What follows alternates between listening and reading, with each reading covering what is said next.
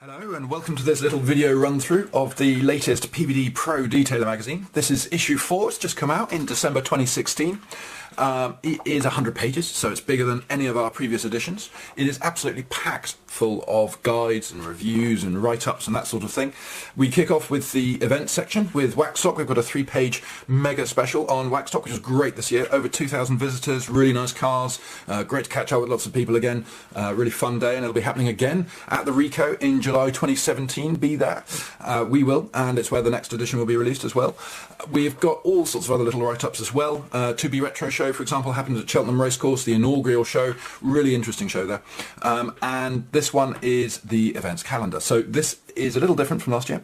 This year we have put in all the events which have a show and shine, an arrive and shine, or a concourse competition. So if you've got a car that you want to take and show and possibly win some awards and stuff like that, this is well worth having a read through. It took a good 2 days worth of research to find all of those.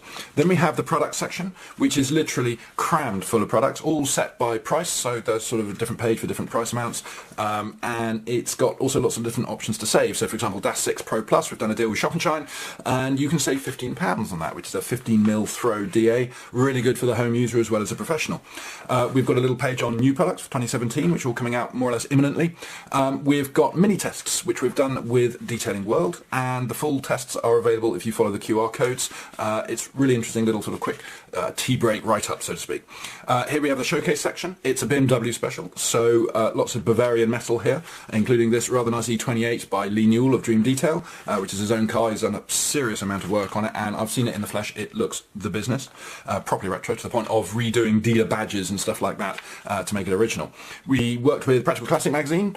Danny, the editor, thought let's dig out an old P4 which has been sitting in a hedge or garage or something for 20 years and drive it to Switzerland, and then asked us in the space of about 2 days to get it looking good, which we did, although it was a lot of hard work, I believe.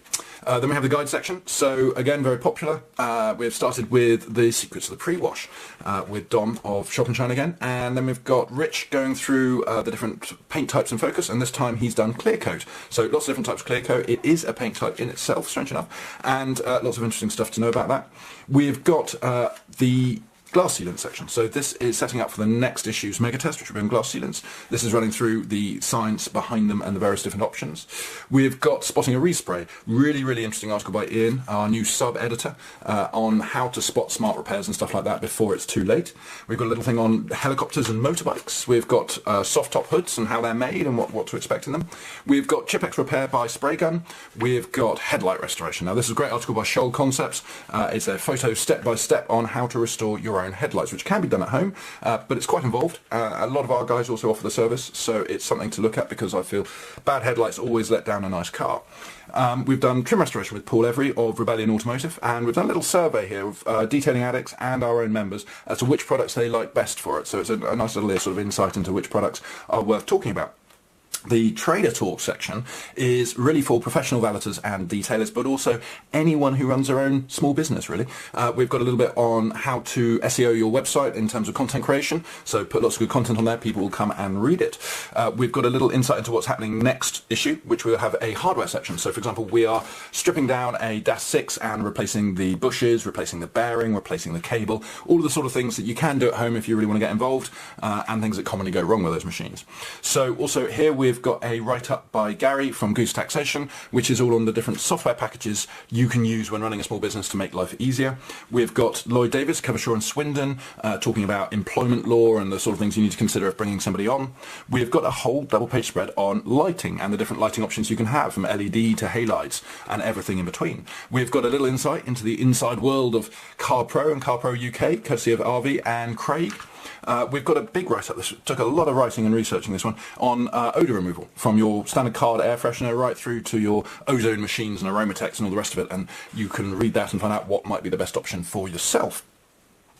We've got a little polemic that I did, it was about time, on white label debate. So really on what white label products are, how they all come about, and getting rid of a lot of the sort of, not necessarily old wives' tale, but the gossip, and just sort of laying it out for people to actually understand the state of the market. We've got a little thing on the rates change as well. So if you have got a unit outside of central London, it's probably going to be good news, well worth reading. The mega test on paste waxes. So we've been asked repeatedly to do paste waxes. I've always found it a very difficult one to do because it's so subjective. You know, who's to say what gloss is better than another gloss? And durability, again, people say, oh, it's not beading anymore, therefore the wax is gone, which is not always the case, to be honest. So there's a lot of things to think about. We needed some scientists. Thankfully, Autoglym has scientists aplenty, and we went and spent the day there doing some testing, and we've done that with John of Forensic Detailing, and we have also done some slightly more subjective testing as well in the real world. So it's not just figures and graphs and stuff like that, but for those into that sort of thing, there are plenty of them, as you can see. We tested 25 waxes. The results are within, and we looked at them really on ease of use, durability, gloss, and that sort of thing. Now, the durability point will really come into the next issue when we're concluding the mega test, because currently all 25 waxes are cooking in an artificial weathering machine, and they'll be there for 2 or 3 months, and that will simulate 2 or so years worth of UV damage. So we'll actually have a definitive, fair argument on which ones last the longest, as well as obviously the results of the glass sealant. So this is the new Pro Detailer magazine, available now at www.pro-detailer.co.uk.